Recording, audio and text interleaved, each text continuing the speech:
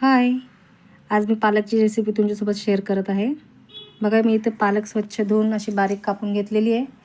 आपल्याला आपल्याला 3-4 पाकळ्या लसणाच्या पाहिजेत. सोलून मी ठेचून घेतल्यात. इथे मी 7 ते 8 मिरची घेतली, बारीक बारीक अशी कापून घेतली आहे. एक कांदा घेतला आहे, तो पण मस्त बारीक चिरून घेतला आहे. आणि मी इथे अर्धा टोमॅटो घेतला आहे, तो पण मस्त बारीक बारीक असं कापून घेतला आहे. चला तर आता आपण रेसिपीला लागूया. इथे मी कढई घेतली आहे. कढईमध्ये तेल सोडून घेते, अंदाजे 2 चम्मच तेल.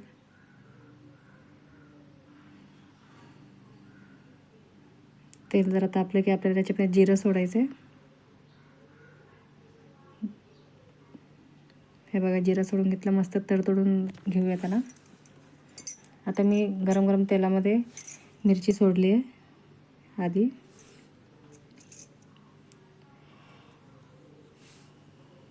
मिरची मस्त तडतडली की कांदा टाकते. हे बघा, कांदा सोडून घेते. लसूण पण टाकलं त्याच्यामध्ये ठेचलेली.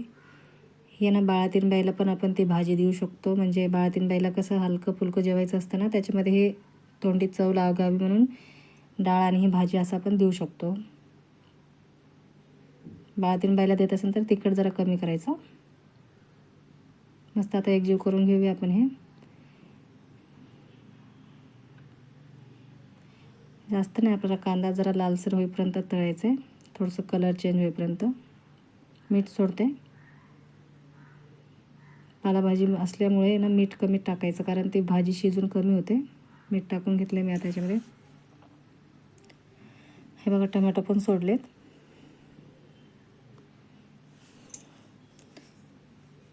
टोमॅटो टाकायचं नसेल तर तुम्ही स्किप पण करू शकता. टोमॅटोने जरा थोडंसं आंबटपणा यावा म्हणून. टोमॅटो मस्त आपण तेलामध्ये शिजून घेऊया पूर्ण गळेपर्यंत. बघा, पूर्ण टोमॅटो गळला आहे. आता मी याच्यामध्ये स्वच्छ धुतलेली भाजी टाकून घेते. बारीक बारीक कापली अशी.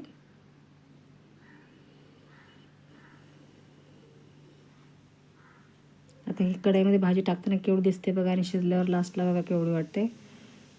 2 माणसाला म्हणजे लावून लावून खाण्यापुरती होते. पालेभाजीचं असं आहे. आता ते पाणी सोडतं आपोआप. वाफ वगैरे काही ठेवायची गरज नाही आहे. म्हणजे जास्त पालेभाजीवर वाफ ठेवतच नाहीत. बघा, पूर्ण एकजीव करून घेते मी आता.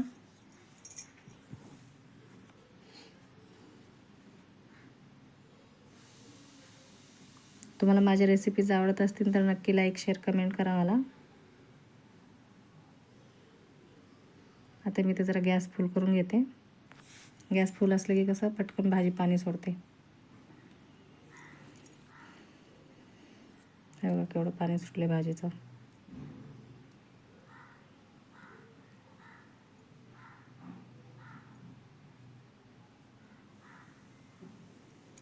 हे बघा, चांगली शिजत आली आता भाजी.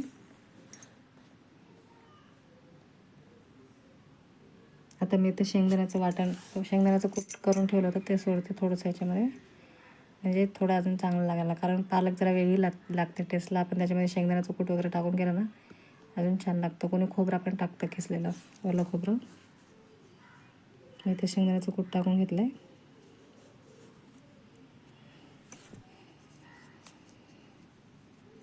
बघा, पूर्ण पाणी आटत आटत चाललं आहे. आपल्याला कसं म्हणजे थोडंसं ओली ओली पाहिजे का पूर्ण कोरडी पाहिजे ते आपल्यावर आहे.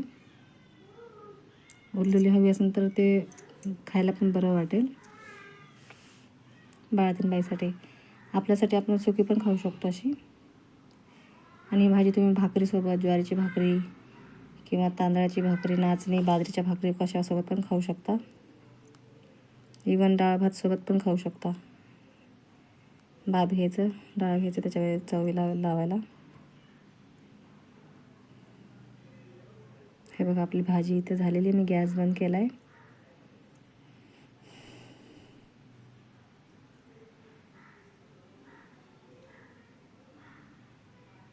बघा, कसे झाले. चला मग भेटूया नेक्स्ट व्हिडिओमध्ये. तोपर्यंत सगळ्यांना बाय बाय. थँक्यू.